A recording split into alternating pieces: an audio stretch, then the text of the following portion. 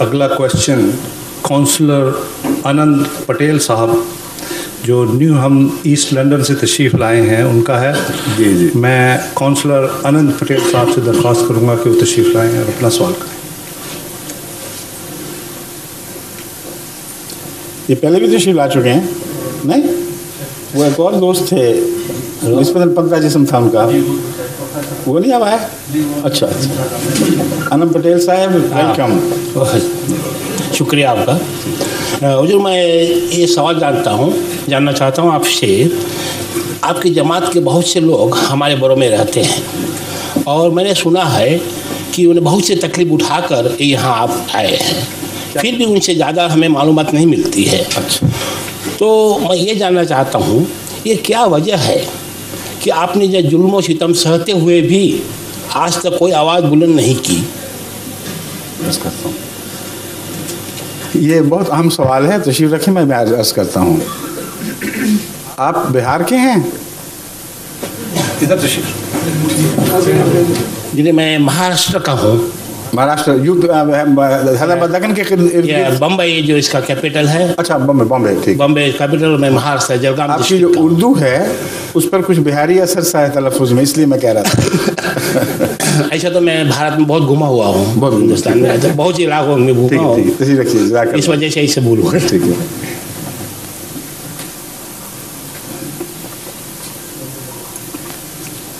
آپ کے سوال کے اندر ہماری سچائی کی ایک علامت چھپی ہوئی ہے جو میں دکھانا چاہتا ہوں آپ کو. ہمیں خدا کے نام پر سختیاں جھیلنے میں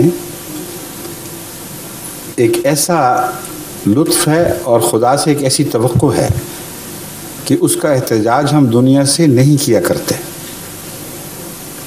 سوائے ایک صورت کے. اور میں اس بات کو خوب کھولنا چاہتا ہوں کہ یہ سوال ہو سکتا ہے بعض پاکستانیوں کے ذہن میں بھی ہو. ایک طرف تم کہتے ہو ہم خدا سے التجا کرتے ہیں, دوسری طرف تم ساری دنیا میں بتا رہے ہو کہ تم سے کیا ہو رہا ہے. تو یہ کیوں تضاد ہے؟ اور بتا رہے ہو تو ہندوستانیوں کو کیوں نہیں بتا رہے, باقی سب کو کیوں بتا رہے ہو؟ یہ سوال بہت ہی دلچسپ سوال صورت اختیار کر چکا ہے. ہم بتاتے تو ہیں مگر ہندوستانی دوستوں کو زیادہ نہیں بتاتے. یہ ہے اصل صورتحال. وجہ یہ ہے کہ ہم مذہب کے نام پر پولیٹیکل فائدے اٹھانے کے قائل ہی نہیں ہیں اور اس کو جائز نہیں سمجھتے. ہم جانتے ہیں کہ پاکستان اور ہندوستان کے درمیان ایک سیاسی دشمنی اپنے انتہا کی طرف بڑھ رہی ہے, اور اکثر لوگ جو آپ ان ملکوں میں دیکھتے ہیں اگر وہ نیشنلائز ہو بھی چکے ہوں تو چونکہ پاکستان کے سوائل کا نمک کھا کے آئے ہیں, وہی ان کے رشتہ دار ہیں, اس لیے وہ یہ تو پسند نہیں کریں گے کہ پاکستان سے جس ملک کی اس وقت دشمنی انتہا کو پہنچ رہی ہے, قصور کی بحث نہیں دونوں طرف سے ہوگا مگر ہے, ان کا سہارا لیں. ان کو مذہب میں ہمارے کوئی دلچسپی نہیں ہوگی, مگر یہ دلچسپی ضرور ہوگی کہ ان کے سامنے ہم قوائف رکھیں, ہم ثبوت پیش کریں اور اس کو وہ دنیا میں اچھالیں, اس غرض سے نہیں کہ ایک مظلوم قوم کی حمایت ہو بلکہ اس غرض سے کہ ایک دشمن ملک کے اوپر تبر رکھ سکیں. یہ خطرہ ہے ہمیں جو درپیش ہے. ورنہ ہندوستان کا اگر اپنا طرز عمل انسانی تعلقات کے دائرے میں داغ سے بالا ہوتا اور یقین ہوتا کہ یہاں یہ معاملات کو الجھائیں گے نہیں, خود یقیناً انسانی قدروں سے ہمدردی رکھتے ہیں, ان کی حمایت کرتے ہیں اور اپنے ملک میں یہی حال ہے, تو پھر بعید نہیں کہ ہم آپ کے پاس بھی آتے. مگر ہم نے یہ نہیں دیکھا, برعکس دیکھا ہے. ہندوستان میں جو ہندو مسلم کشمکش جاری ہے اس میں بابری مسجد سے جو کچھ ہوا,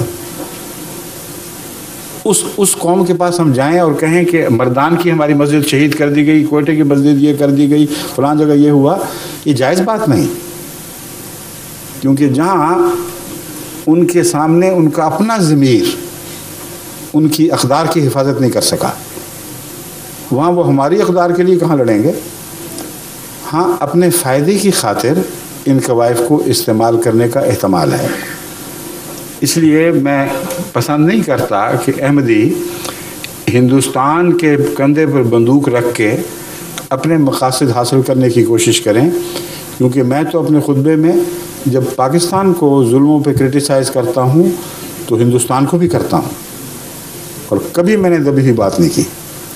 امریکہ کو بھی کرتا ہوں، انگلستان ملوث ہو تو اس کو بھی کرتا ہوں، کبھی پرواہ نہیں کی کہ جس حکومت کے سائے میں بیٹھا ہوں ان کے سامنے حق بولنے میں میرا نقصان ہو جائے گا۔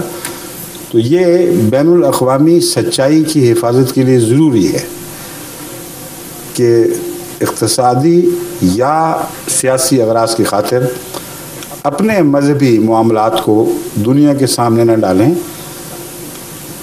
جہاں ضروری ہے وہاں بات کریں، اور وہ ضروری کیوں ہو جاتا ہے وہ میں عرض کرتا ہوں۔ ہماری تاریخ میں ہم پر ظلم پہلی بار تو نہیں ہوا۔ جب حضرت مسیح موعود علیہ السلام نے اعلان فرمایا، دعویٰ قادیان سے دعویٰ کیا ہے، تو ساری تاریخ گواہ ہے مسلسل اس وقت سے جہاں جہاں احمدیت نے سر اٹھایا ہے، جہاں جہاں احمدیت کا بیج بویا گیا ہے، وہاں اس کو پامال کرنے کے لیے ہر کوشش کی گئی ہے۔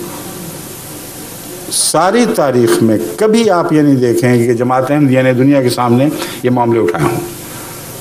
اس کی وجہ یہ ہے کہ پہلے یہ ایک ایسا مضمون تھا جس کا انفرادی کوششوں سے تعلق تھا، حکومتیں ملوث نہیں تھی۔ پہلی بار جو باقاعدہ حکومت ملوث ہوئی ہے وہ پاکستان کی حکومت ہے، اور ملوث اس طرح نہیں ہوئی کہ اپنے تعصب کا اظہار کیا ہے، جیسے تو افغانستان بھی ملوث تھا۔ قانون سازی کے ذریعے احمدیوں سے ان کے تمام بنیادی حقوق چھیننے کی کارروائی میں پاکستان تنہا ہے اور ممتاز ہے، کسی عرب ملک نے بھی یہ بات نہیں کی۔ اس لیے ہم عرب ممالک میں بالکل زیادہ جاتیاں ہو جاتی ہیں، کچھ لوگ قید ہو جاتے ہیں، ہم جانتے ہیں ہوتا ہے، مذہب کی خاطر قربانی دینی پڑتی، اور جب پاکستان میں حکومت یہ کرتی ہے تو ہمیں دنیا کو بتانا پڑے گا کہ یہ دو کشتیوں میں پاؤں رکھ کر چلنے والا ملک ہے۔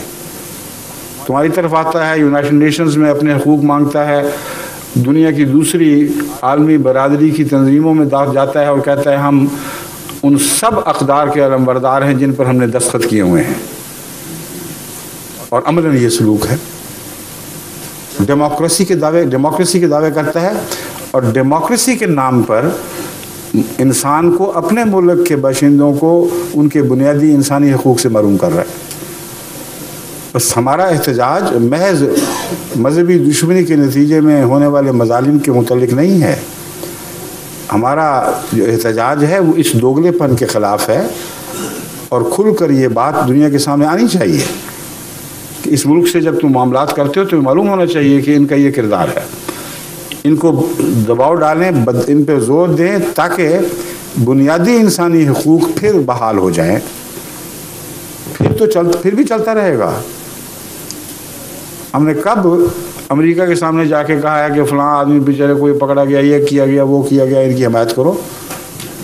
میں تو اصولاً اس بات کے خلاف، میں تو ایک اصولی جنگ کا قائل ہوں، اور جب تک پاکستان میں یہ لیجسلیشن قائم ہے جس نے ڈیموکریسی کو پامال کرتے ہوئے مذہب کے معاملے میں اس وقت دخل دیا جبکہ ڈیموکریسی مذہب کے نام پر دخل دینے کی اجازت ہی نہیں دیتی، کہیں اس کا تصور موجود نہیں، جب تک اس سال پر قائم ہے یہ احتجاج ہم دنیا کے سامنے کرتے رہیں گے، اور یہ ہمارا فریضہ ہے اور ہمارا حق ہے۔ سمجھ گئے؟